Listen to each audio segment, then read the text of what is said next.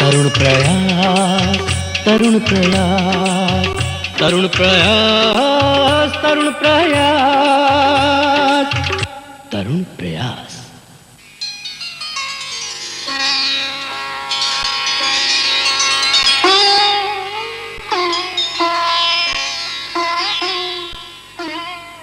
प्रश्न कई हैं, जवाब भी कई, लेकिन पहले हमें जवाब ढूंढना है उन बड़े आंदोलनों का जो बड़े बांधों की नींव पर खड़े होकर लड़े गए।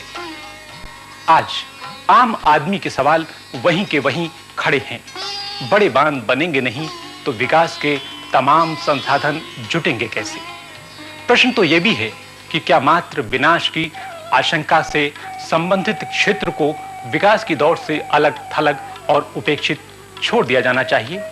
यकीनन नहीं। तो फिर प्रश्न सामने आता है, अंतिम प्रश्न, बड़े बांधों का विकल्प क्या है?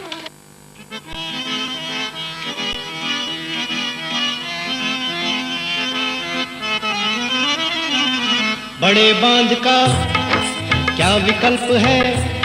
कोई हमें बतलाए, कोई हमें बतलाए।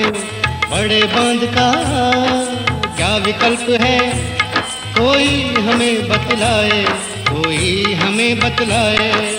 कैसे कैसे कैसे आएगी बिजली,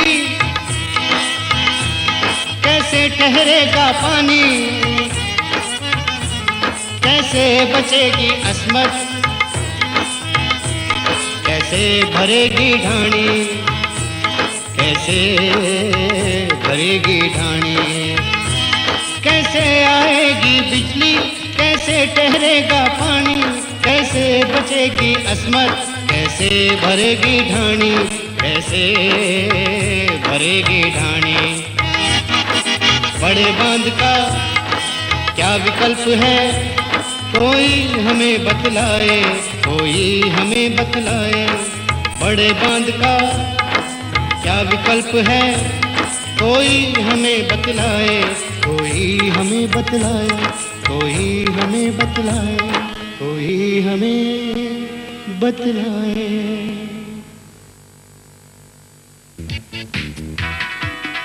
बड़े बांधों का जिक्र आते ही जेहन में उभरते हैं कुछ चित्र, कुछ बड़ी संरचनाएं जिन्हें कभी आधुनिक भारत का मंदिर कहा गया। बड़े बांध देश के विकास के लिए उपयोगी हैं, यकीनन इस बात से कोई इनकार नहीं कर सकता। बड़े बांधों से मिलता है पानी खेतों को, बड़े बांध देते हैं रोशनी अंधेरे को, आबादी को, शहरों को, और उद्योगों को देते हैं शक्ति विद्युत की। तब कहीं घूमता है पहिया विकास का। बावजूद इस उपयोगिता के बड़े बांधों का विरोध होता है, तो आखिर क्यों? बड़े बांधों से तो लोगों को हटाया जाता है, उनकी आबादियों से उनको भगाया जाता है, और उनकी कृषि भूमि भी पानी में डूब जाती है। उनसे कुल मिलाकर नुकसान रहता है। हाँ, बड़े बांधों को देखते हुए तो जो उनके नुकसान है, और आम आदमी उससे इतना परेशान हो जाता है, और भविष्य में भी खतरे उससे बने हुए हैं।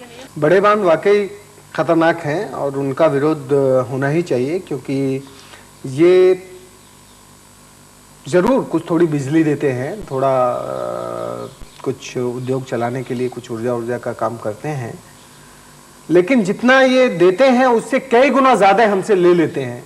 हमें ये देते हैं तबाही, हमें ये देते हैं विस्थापन, हमें ये देते हैं बर्बादी, हमें ये देते हैं कंगाली। ये सब बड़े बांधों से काफ़ी जगह जहाँ जहाँ बड़े बांध बने हैं वहाँ उभरी हैं। श्रीमान सुंदरलाल बहुगुणा ने भी निरंतर यही कहा कि टिहरी का बांध विकास नहीं विनाश का आधार बन रहा है। तर्क कुछ भी हो, परिदृश्य एकदम साफ है कि बावजूद विरोध के बड़े बांध बन रहे हैं, और बड़े बांधों के विरोध को स्वयंसेवी समाज की ओर से लगातार समर्थन भी मिलता रहा है। लेकिन विरोधाभास ये है कि विरोध करने वाले ये नहीं बताते कि बड़े बांधों का विकल्प क्या है। ये लोग विरोध कर रहे हैं, पर वहाँ कोई उस बांध को रोकने का कोई प्रयास कभी नहीं हुआ, और उसका विकल्प आज तक कोई नहीं सुझाया गया कि बड़े बांध को अगर बंद कर दिया जाएगा तो बिजली और ये सारी चीज़ें कहाँ से आएंगी। Including myself, we are opposing, dams. That is, NBA is opposing, say, Narmada Dam. Other, Himalayan people are opposing the Tehri Dam. But then we have not given them the solutions. Of course, solution cannot विकल्प be नहीं बता सकते क्योंकि विकल्प जानते नहीं, लेकिन विकल्प है, निश्चित तौर पर है। जसुभाई पटेल की इस निश्चिंतता का आधार तो नहीं मालूम, लेकिन यदि इसे मान भी लें तो फिर वही सवाल आता है कि विकल्प है क्या। ये प्रश्न कितना ही बड़ा क्यों ना हो, राजस्थान के जिला अलवर के खेतों में समृद्धि के बीज बोते किसानों के लिए इसका जवाब बेहद सरल और सहज है। हम लोग जो छोटे छोटे ये मतलब मेड़बंदी टाइप या फिर जो है मिट्टी के जो कुछ अर्धन बांध बनाते हैं, छोटे बांध जिनको कहते हैं, तो इनसे जो है विस्थापन की तो कोई समस्या है नहीं। ये तो लोगों को स्थापित करने के लिए, जो लोग यहाँ से पलायन कर रहे हैं उनको यहाँ पे रोकने के लिए हम लोग बना रहे हैं। जो हम छोटे जोहड़ जो बनाते हैं वो कुल मिलाकर फायदेमंद होते हैं हम सबको, समाज को। उनने तो उन आबादी से किसी को तकलीफ आती है, आबादी से हटना पड़ता है, न किसी की कृषि भूमि में कोई पानी भरता है, और समाज को किसी प्रकार का कोई तकलीफ नहीं होता। वो कुल मिलाकर फ़ायदा देते हैं। पशुओं को पानी मिलता है, जंगली जानवरों को पानी मिलता है, ज़मीन में जो पानी जाता है वो कुओं में निकलता है, वो कृषि भूमि की सिंचाई के लिए काम देता है। तो जोहड़ बजाय बनिस्बत बड़े बांधों के फायदेमंद है। क्या सचमुच ये छोटी छोटी रचनाएं, हमारे जोहड़, हमारे तालाब, हमारी मेड़बंदियां, हमारी परंपराएं, हमारा लोक ज्ञान, हमारी संस्कृति, करोड़ों अरबों की लागत वाली विशाल बांध परियोजनाओं का विकल्प हो सकती हैं? दिग्पाल जैसे आम किसान की बात पर कुछ खास पढ़ाई वाले लोगों को सहज यकीन नहीं होता। इसके लिए जरूरी है कुछ खास टिप्पणियां। साहब, ये हर जगह का इसका सलूशन है। ये जर्मनी के लिए भी है, जापान के लिए भी है, दिल्ली के लिए भी है, मद्रास के लिए भी है और राजस्थान के गांव के लिए भी है। पानी वर्षा से आता है, प्रकृति आपको वो पानी देती है। उस पानी को आप रोक के नहीं रखेंगे तो कोई ऐसा शहर नहीं है जहाँ पे पानी नहीं रुकेगा। आज जर्मनी में भी यही हो रहा है, आज जापान में भी यही हो रहा है। ये तो हम बेवकूफ़ हैं जो हमारी अपनी संस्कृति थी, हम उसको भूल कर हम दूसरी चीज़ें अपना रहे थे। आज हमको भी अपनी संस्कृति को याद करना है। यह ज़रूर देखा गया है कि लार्ज स्केल में छोटे छोटे अगर एनीकट्स बनाए जाएं, छोटे छोटे चेक डैम्स बनाए जाएं, तो वो निश्चित रूप से जगह जगह पर जब पानी ठहरता है तो उसका जगह जगह पे सीपेज होता है। तो वहाँ के ग्रामीण अंचल में जो कुएं अवस्थित हैं या ट्यूबवेल्स जो हैं वो रिचार्ज जल्दी होते हैं। इसके परिणाम बहुत अच्छे आए हैं। और बड़े बांधों में जेस्टेशन पीरियड होता है, फिर दूसरों को जो विस्थापित होते हैं उनकी समस्या होती है। ऐसे छोटे छोटे बांधों में ये समस्याएं, जो सामाजिक समस्याएं, ये नहीं होती। ये सही है कि ये छोटी छोटी रचनाएं नदी को रोकती नहीं, क्योंकि ये नदियों के ऊपर नहीं बनाई जाती। ये तो नदी को गति देती हैं और वर्षा की हर बूंद को न सिर्फ जमीन के भीतर बल्कि समाज की संरचना के अंदर भी कई फुट गहरे तक सींचती चली जाती हैं। ये छोटी रचनाएं छोटी छोटी ढाणियों में क्या रोशनी भी फैला सकती हैं? अंतर्राष्ट्रीय ख्याति प्राप्त पर्यावरणविद श्रीमान अनिल अग्रवाल इस बात से नकारते जरूर हैं, लेकिन भौतिक विज्ञानी श्री जसुभाई पटेल इन बांधों से बिजली की संभावना से इनकार नहीं करते। We have three forms of energy.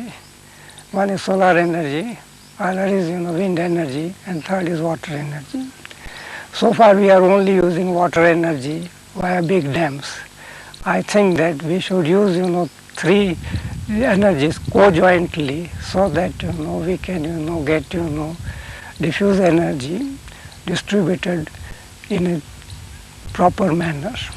जो बड़ा बांध देता है ऊर्जा, उसका विकल्प बनाने की दृष्टि से अभी यहाँ माइक्रो हाइडल पावर यहाँ लगाए जा सकते हैं। देवरी के बांध पे लगाया जा सकता है, हमीरपुर में लगाया जा सकता है, क्योंकि 12 फीट से ऊंचे, कम से कम 12 फीट की ऊंचाई पर ये micro hydel power, electric hydel power लग सकता है।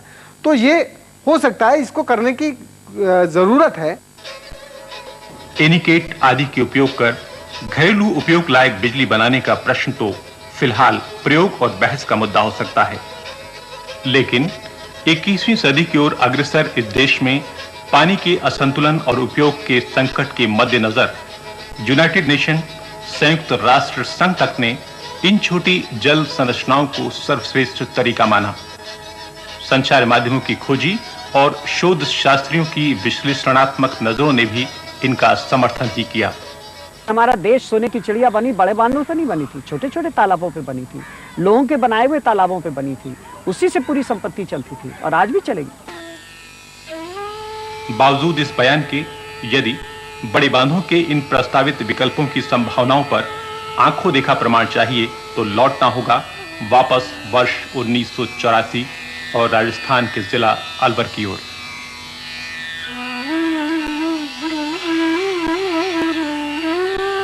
यह है 1984 का डार्क जोन, पानी की अत्यंत कमी वाला अलवर। सरकार के रिकॉर्ड में, अखबारों के पन्नों पर, लोगों की गृहस्थी में, धरती के सीने पर हर जगह एक ही इबारत थी: सूखा, भूख, गरीबी और मजबूरी। चटकती धरती, टूटता समाज, पलायन करती आबादी और खाली होते गांव। अजबगढ़ ही नहीं, पुरातत्व की दृष्टि से आज महत्वपूर्ण बने भानगढ़ की आबादी भी उजड़ गई थी।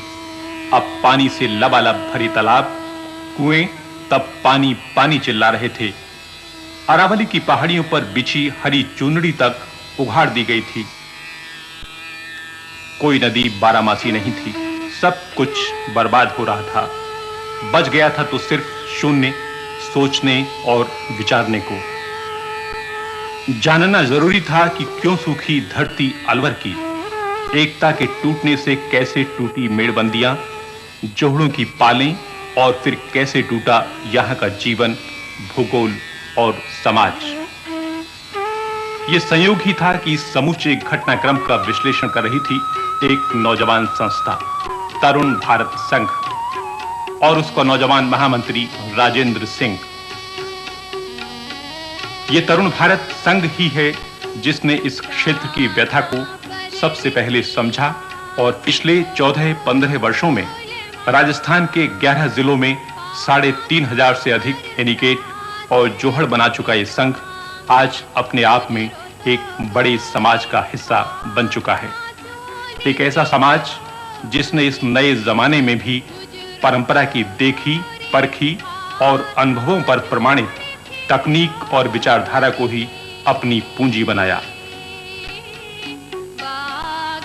अलवर की तहसील थानागाजी के गांव भीकमपुरा के तरुण आश्रम से संचालित इस छोटे बजट की देसी संस्था ने प्रकृति, वन्य जीवों और जलचरों के प्रति मानवीय संवेदना और संरक्षण का जो भाव जागृत किया वो सराहनीय है। ये अलवर का समाज ही है जिसने मानवीय मूल्यों और आपसी संबंधों को ही नहीं बल्कि भौतिक दृष्टि से बिना किसी का कुछ बिगाड़े सुख समृद्धि की न सिर्फ स्वावलंबी परिकल्पना की बल्कि उसे इन छोटी-छोटी जल संरचनाओं में सच भी कर दिखाया। जोहड़ बनाने की तकनीक बहुत पुरातन थी। यहाँ जोहड़ समय के प्रभाव से टूट गए थे। उन लोगों को जोहड़ बनाने का काम इन्होंने शुरू किया और वो बहुत सफल हुआ। और इसमें जहाँ कहीं भी इसमें इन्होंने सरकार सहयोग नहीं लिया, क्योंकि आधे से अधिक अलग अलग गांव में कहीं 50%, कभी 70% और बाकी राशि इन्होंने दी। तो प्रारंभ में गांव वालों ने सहयोग किया और उनको इन्होंने सीमेंट आदि से उपलब्ध करवाई या तकनीक उपलब्ध करवाई और एक ये बहुत अच्छा काम हुआ जिससे एक क्षेत्र भरा भरा है। अब ना तो इनकी ढाणियां खाली हैं और ना खाली हैं इनके कुएं, जल संसाधन। इनकी भैंस बकरियां भी अब प्यासी नहीं सोती। इनकी धरती भी अब बांझ नहीं है। हजारों हजार जीवंत रचनाओं के पीछे ये विकल्प ही तो है जो आधार बने अलवर की 5 नदियों के पुनर्जीवन का। इनमें से हर नदी का पुनर्जीवन एक मिसाल है, लेकिन भगाणी तिलदेह नदी की संघर्ष गाथा का कोई जवाब नहीं। एक तो काम था कि एक माइन ओनर आया, उसने एक माइंस की और एक पूरी नदी को सुखा दिया।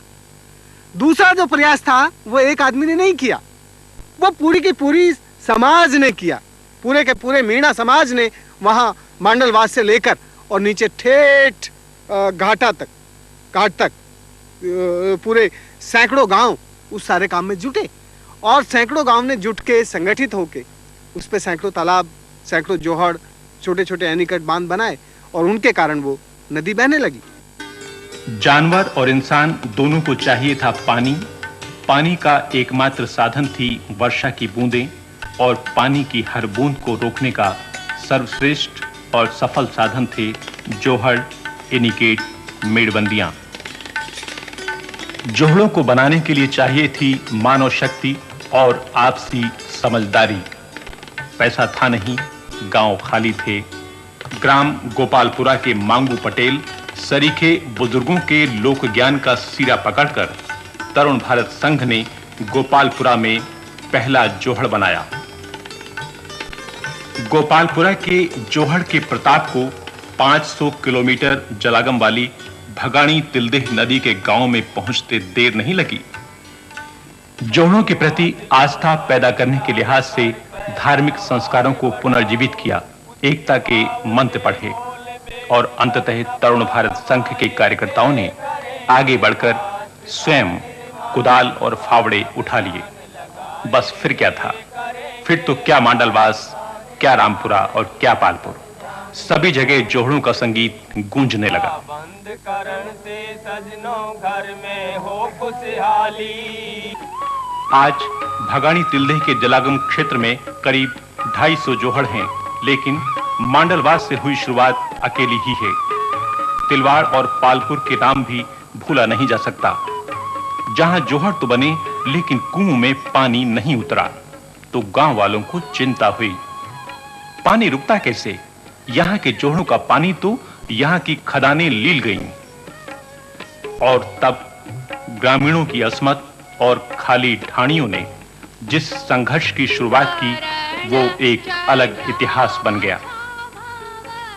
जो समाज कभी धरती खाली करने में लगा था, तरुण भारत संघ की अगुवाई में वही समाज धरती का पेट भरने में लग गया।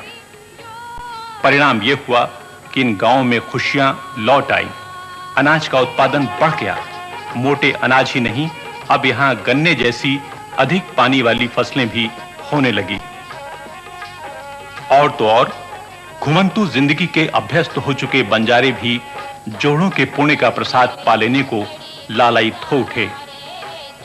ये बंजारे ही हैं जो कभी इस इलाके में जोहड़ों के संपन्न शिल्पी रहे हैं। गांव बसाने के बाद अब अपनी खेती की तुलना में बंजारन कमला को मजदूरी करना अच्छा नहीं लगता। जोहड़ों के विशाल तंत्र का परिणाम यह हुआ कि दक्कन के इस विशाल जलरश्मि में मिलती भगाणी ही पुनर्जीवित नहीं हुई, बल्कि तिलदेह के किनारे के गांव में भी कुछ ऐसे ही स्वर सुनाई देने लगे। 3-4 बांध तो बन गए ऊपर पहाड़ में, और ये निकट तो सैकड़ों ही बन गए। उनसे खेती में भी बहुत फायदा है। सब चीज में फर्क आ रहा है। पहले पानी नहीं था, जब कोई जानवर नहीं आता था और पानी आने लग गया, इस हिसाब से जानवर आने लग गए। पहले गांव में लोग मतलब परेशान भी थे और धंधा भी नहीं था। अब तो मतलब कुछ धंधा भी है, मतलब अब अच्छी तरह लोगों को बसर भी कर लेते हैं आराम से। पहले जोड़ नहीं थे, जब पानी बह करके चला जाता था और भूमि कटान होती थी, खेतों में नुकसान होता था। और अब भूमि कटान भी रुक गया और खेतों का भी कटान रुक गया। भगाणी तिलदेह नदी के पुनर्जीवन के प्रभाव ने पानी के संरक्षण और संवर्धन के मद्देनजर छोटी जल संरचनाओं के सर्वश्रेष्ठ होने को तो प्रमाणित किया ही, साथ ही ये भी प्रमाणित किया कि ये छोटी संरचनाएं भूगोल में हरियाली का रंग ही नहीं भरती, बल्कि साथ मिलाती हैं एकता विचारों की, शक्ति सद्भावना की और पूंजी संतोष की। पहले जो जोड़ का पानी वाणी का ये साधन नहीं था न, तो गांव में ऐसे वातावरण उल्टा सीधा रहता है। अब जोड़ बढ़ने से सामूहिक प्यार मोहब्बत ऐसे बढ़ गया। पानी का जगह एक जगह होने से गांव वाले सब वहाँ इकट्ठे हो जाते हैं, ढोर मवेशी जाते हैं, तो वो प्यार मोहब्बत, खेती बाड़ी का भी सारा ही प्यार मोहब्बत जोड़ से पानी से हमको बहुत प्यार मोहब्बत हो गया। अलवर के समाज की सूझबूझ का आज राजस्थान के अन्य जिले ही नहीं, दुनिया के तमाम पर्यावरणविद भी लोहा मानते हैं। आज जो समाज विमुख हो रहा था, कि नदी सरकार की है, पानी से हमें मतलब नहीं, जंगल से मतलब नहीं, उसने पहली बार कहा है कि नहीं, ये तो हमारी धरती है, इस धरती पे हम जीते हैं, इस धरती के साथ हमें जीना सीखना है। इस मेहनत से ये नदियाँ फिर से पैदा हुई। ये एक ऐसी समझ है जो हर देश के हर इंसान को होनी चाहिए, इसलिए मैं इस बात को बहुत बड़ी बात मानता हूँ।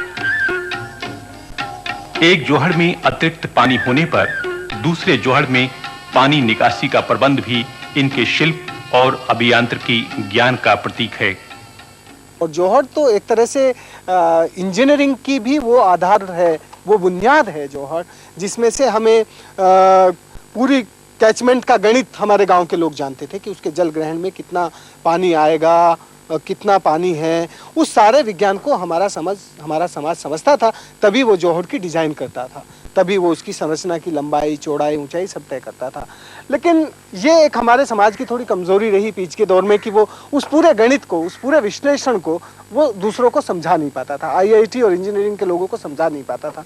अभी चूंकि जोहड़ के काम में थोड़ा बातचीत करने वाले लोग जुड़ गए हैं, तो वो अब उस गणित को समझा भी पाता है। अभी एक गांव का हमारा रूड़ा जैसा आदमी, गोवर्धन जैसा आदमी, या हमारा छोटे लाल या कन्हैया जैसा आदमी, उनको वो गणित समझा देता है। यहाँ के अभी हम सरकार के इंजीनियर्स के साथ काम कर रहे हैं, हमारे अनपढ़ साथी, कार्यकर्ता साथी, उनको जब जोहड़ का गणित समझाते हैं तो वो इंजीनियर जो 7 साल 10 साल इंस्टीट्यूट में पढ़े हैं, दांतों के तले वो उंगली दबाने लगते हैं।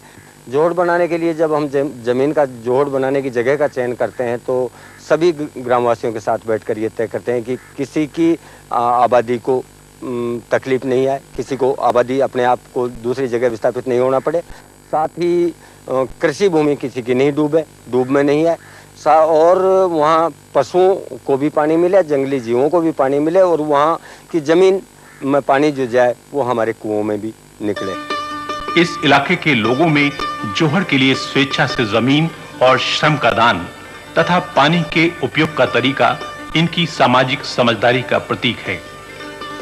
जैसे हमारे पास में ऐसा एक जोड़ है, बनने के लिए तैयार है वो जोड़, उसमें हम ये काम करेंगे तो पूरा समाज बैठ के हमने तय किया है कि हम इसी में हम 1/4 भाग हम अपना लगाएंगे, अपना हिस्सा रखेंगे, और इसकी देख रेख हम गाँव वाले पूरे रखेंगे इसकी, और अपना जो पानी का सदुपयोग करेंगे वो भी मिल करके गाँव वाले करेंगे। इसमें किस प्रकार सदुपयोग करना होगा हमको और किस प्रकार इसका पानी का लाभ हम उठा सकें। बड़े बांधों के इस नायाब विकल्प को चुनौती तो नहीं ही दी जा सकती, लेकिन इस विकल्प को अपनाने के लिए जरूरी है कि सरकार की नई जल नीति को ध्यान में रखते हुए समाज द्वारा पुनर्जीवित अथवा निर्मित परिसंपत्तियों के लोक प्रबंधन और उपयोग के अधिकार के प्रश्न का उत्तर भी बेहद साफ और स्पष्ट हो।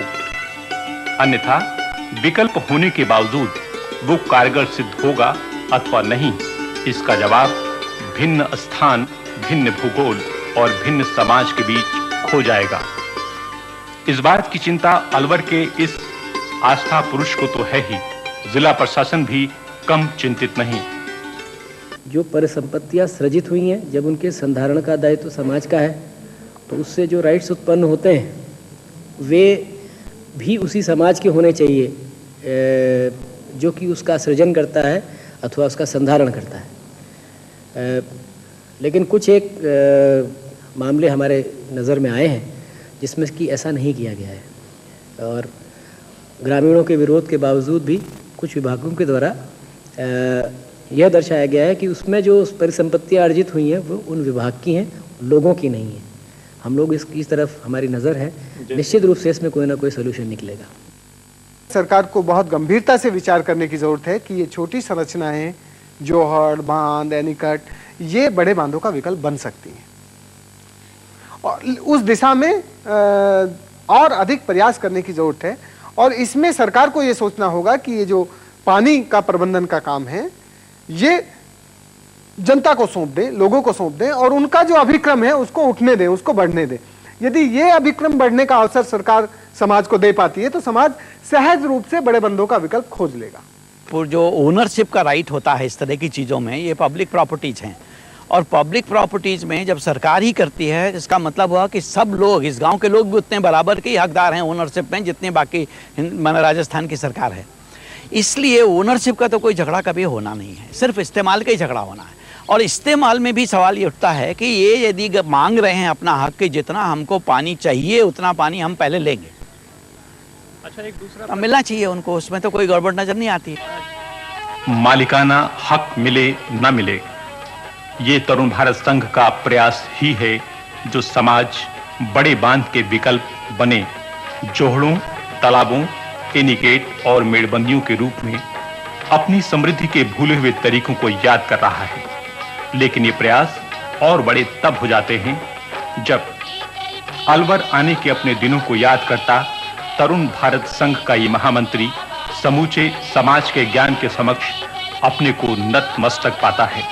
हम जितने बौने हैं, जितने छोटे हैं, जितनी बेसमझ के लोग हैं, जो पढ़े लिखे लोग हैं, उसका जो पूरा जो चित्र दिमाग में गूंजता था, घूमता था, उस चित्र को भगवान की कृपा से 6 महीने के अंदर मटिया मेट कर दिया और एक नया चित्र भगवान ने उभार दिया कि नहीं, ये जो जिनको हम भूखे, जिनको हम अज्ञानी, जिनको हम कमजोर कहते हैं, इनके अंदर तो वो ताकत है कि कम से कम लेकर ज्यादा से ज्यादा देते हैं, प्रकृति से भी कम लेते हैं और प्रकृति को देते जाते हैं, अपने श्रम से, अपनी मेहनत से, अपने विवेक से, अपनी बुद्धि से बहुत ज्यादा देते हैं। तो जो लेता कम है और देता ज्यादा है, बड़ा तो वो होता है। तो इस बड़प्पन ने हमारी आंखें खोल दी और फिर हमने अपने समाज से सीखना शुरू किया।